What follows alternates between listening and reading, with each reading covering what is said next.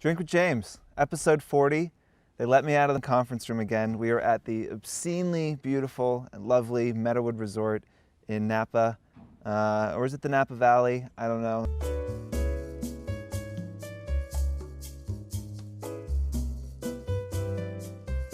The resort reached out. They're big fans of the show. They wanted us to film on their croquet field, and who am I to say no to that? Tim and I come out here. First of all, it took 12 hours to get out here. I have this theory that there's nowhere in the world worth going that's not difficult to get to. Preface that by saying other than New York City, London, and Paris. But it took us 12 hours to get out here. We landed, I went for a little bike ride, I came back, and I had the most obscenely luxurious hour-and-a-half massage. These massage rooms had their own, look, this is my first rodeo. I've gotten a massage before. Usually the locker rooms, they have like locker rooms and saunas and showers, and then you go into the room and get the massage. No, not here. That's not good enough for Meadowood. Here, each room has its own steam room, its own shower, its own, whole bathroom, amenities kit, you change there. It was absolutely incredible. And if you ever do find yourself in this resort, first of all, you're obviously doing quite well in life, so congratulations. But secondly, definitely check out the spa. It's a 5-star spa, which I didn't even know was a thing. And they have a 3-star Michelin restaurant on premises. And I'm assuming it's a 5-star resort. So this place is just absolutely crazy and insane. And we're super thankful to the team at Meadowood for sending us out here. And I could literally film every Drink with James here. So if y'all have budget and you want to just send me out once a month, I can film 4 of these at once, just it'll be great. How was your croquet experience? Oh, right. So then we came out here this morning and they had a croquet pro who used to be ranked 11th in the country before then going and playing bass for, who was it?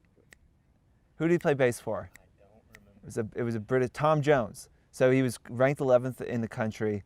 Had to give up his professional croquet career to go play bass with Tom Jones and travel around the world doing that, and is back here now full-time as the pro. And they taught us how to play British croquet, not the American shitty, plebeian version, but the old school one. And I won. I beat Tim, which is not super surprising, since I told him if he won that he would be fired. So.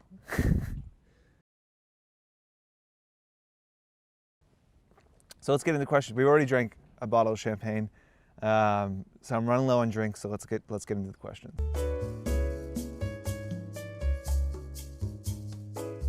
Yeah, so we touched on this a little bit at the very end. We had For You last week. You can see the video on Facebook. Tim put a link somewhere. We touched on this briefly at the very, very end, but even the biggest brands in the world, especially in social, if you want to build a relationship with them, even the biggest brands, it is a small group of people or just one person.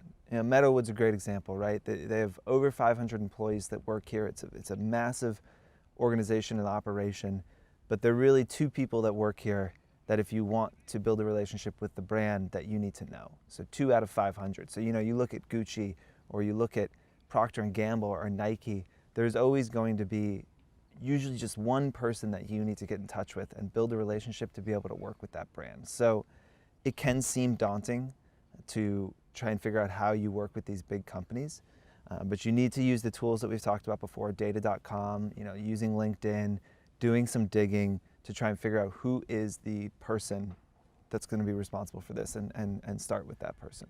Finding the person is the hard thing. You look on data.com, you looked on LinkedIn, you send those emails where you say, trying to connect, and you say, hey, I'm trying to find the person at this brand that deals with social. And that's the thing, if you can't find the person, just any emails that you can find of people that work in corporate at those businesses, send them an email and say, I want to find the person who works with influencers at this brand. Could you point me in the right direction? That person, if they work in an unrelated department, probably will point you in the right direction, and then you're with the exact right person. So that's a really good tactic, and that's the hardest thing. Once you're connected with that person, you just go through the normal sales kind of relationship building process. You need to build a relationship. You need to build validation so that they know you're somebody that they should work with. You need to wait for an opportunity to come up. either in your life or with them that you can kind of jump into, and then you need to really just deliver on the work. And that, that is how you build relationships with big brands. You need to be, they have more choices than small brands. They can work with a lot of different people. So you need to go above and beyond. You need to really understand what their needs are, and make sure that you can create content that helps them do their jobs better.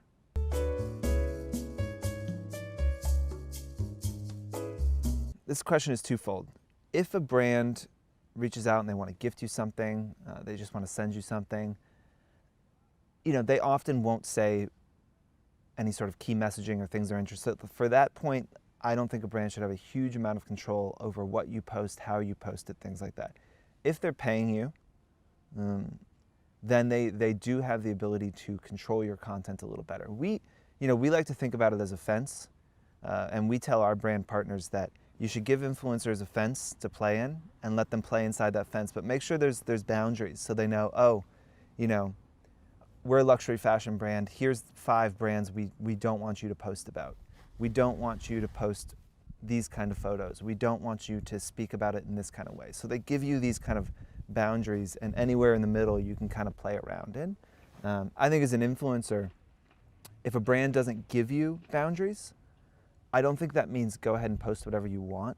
I think you should actually try and push the brand person to say, okay, is there anything I should avoid? Are there any competing brands I shouldn't keep in this post? Are there any key messages? Key message is something we hear a lot of time from our campaign brand partners, and you should be asking them is, are there key messages you need me to hit? Is there anything specific you need me to focus on? Again, when somebody pays you, you now work for them, right? And you are trying to sell product or get brand recognition or whatever it is that their goals are. And the deeper you can dive into what those actual goals are so that you can create content that executes on that brief, the better. And once you understand the key messages and the things the brand is trying to do, you actually can have a good amount of flexibility on how you speak to those key messages, how you speak to the features of the product that they're trying to push. But if you don't understand those, the chance that you'll get it wrong and they won't be happy is actually quite high. So if you're not getting those guidelines from a brand, push them, and then be able to create content that touches on the brief. Yeah, if you've got let's say the brand is pretty vague, but you have this crazy idea you've wanted to do, and this feels like it would be a good opportunity to do that idea. Talk to the brand first, because especially if the idea is, look, if your content is that you always do crazy, weird stuff, and you have a crazy, weird idea, then, that's probably why they came to you. If you're a more traditional style blogger and you have this crazy idea, or you're going to Antarctica next week and you want to shoot the post there, I would probably mention it to them, because they might be thinking, I'm buying this kind of content, and then you deliver this kind of content. And even though you might be really excited about it, they were expecting this. So if you have an idea for content for a branded partnership that is outside of your norm, I would definitely run it by the brand before, because you're going to be upset because you got so excited about this idea and you went out and you went above and beyond and you published it, and they just aren't happy, and then they want you to reshoot, or you kind of ruin the relationship and you feel like, but I put so much effort in, I went above and beyond. But again, your expectations weren't aligned because they were expecting this kind of post and you gave them this kind of post. So always good to check with the brand if you're operating outside of your norms. Yeah, look, I mean, it's like we say in negotiating, like a brand, if you ask them questions, you ask them to expand or elaborate on something, they're not going to walk away from the collaboration. We talked about this in negotiation. If somebody comes at you and says, hey, we'd love to work with you, and you say, cool, it's $3,000, they're not going to be like, oh, bye. They're probably going to say, oh, we only have 500. So this is a conversation, and there's not a lot of things that you could say that are going to just end the relationship. So if you need to ask them questions or communicate or pitch them idea, it's better to do that before you create the content than after, because after, then you have a problem, right? You've created the content, they feel bad, they don't want you to reshoot, but it's not hitting the brief, and their boss is going to come down on them, and you just create a difficult situation for everyone that could be eliminated by simply communicating beforehand.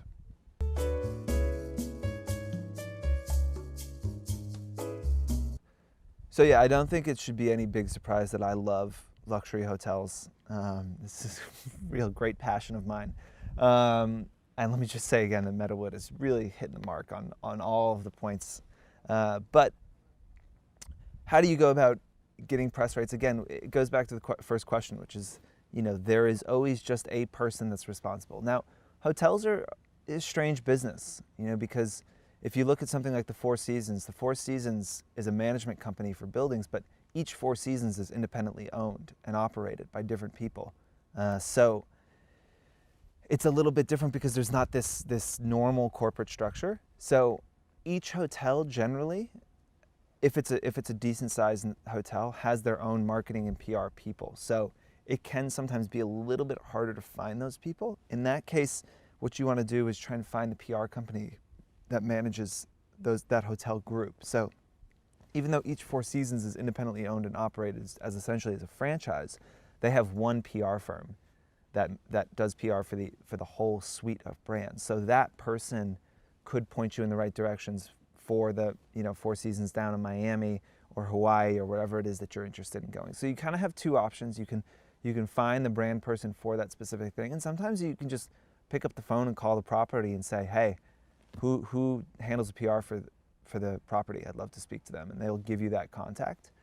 If they don't, you can just Google search, Four Seasons PR company, and it'll show you who runs PR for those firms, and you can reach out to them. So once you're there, cool. If you don't have a great relationship with the brand and you don't have a huge following, I would start by asking for press rates. They're usually 50 to 70% below what the advertised rates are. Brands are pretty willing to give them out to you. There's certainly less than deliverables that you have to say you have to do. Obviously, you still want to do a good job, but you don't have to do as much. So as you're building a relationship with a brand, it's actually fairly difficult to get fully comped rooms. A resort that is desirable and popular are going to have 90 to 95% occupancy rates on the weekends. So if you're traveling and you want to stay during the weekend, you might think to yourself, well, they have this room, they can just give it to me, but actually they could potentially be losing thousands of dollars on that because there's people that want to pay that won't be able to have that room.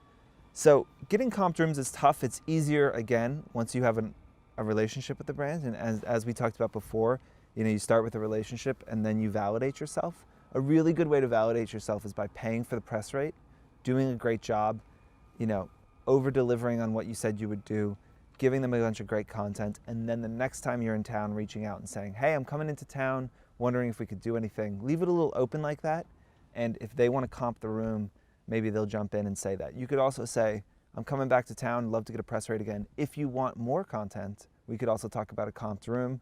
I would love to do that, et cetera, et cetera, et cetera. So it's on you to kind of build that relationship. And then once you're there, we're going to do a whole video after this on how to do a good job with a hotel that gives you a comped or a press rate, and give you some 10 tips on things you should be doing there. But I think the number one thing to think about is that when you're staying at a hotel, you become an extension of their PR and marketing departments. And so you need to be overwhelmingly excited about it. You need to do a really great job talking about the things that they think are special about the hotel.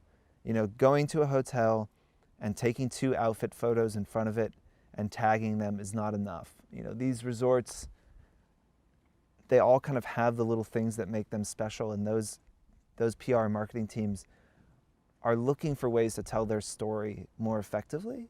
And if you don't know what those things are and you don't speak to them, then you're just kind of there tagging them in a photo, which isn't great. But if you know that, they've just redesigned, they've just done a huge renovation on their bar, okay, then you know that one of your photos should be in the bar, and you should talk about how they just did this renovation. It's amazing. Because what the hotel wants is for people to see those posts and say, oh my God, that looks incredible.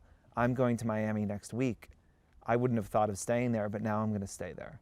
And if you don't do a good job showing the room and showing the amenities and showing all the things that make it special, then it's less likely that your followers are going to feel compelled to book a room there. And then what are you doing there anyway?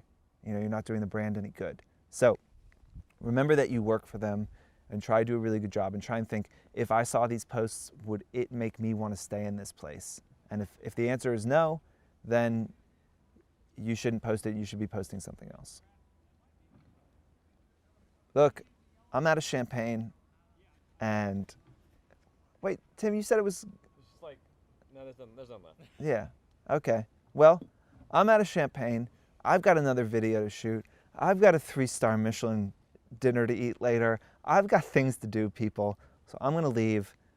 Thanks for watching. Thank you again to Meadowwood for having us out here.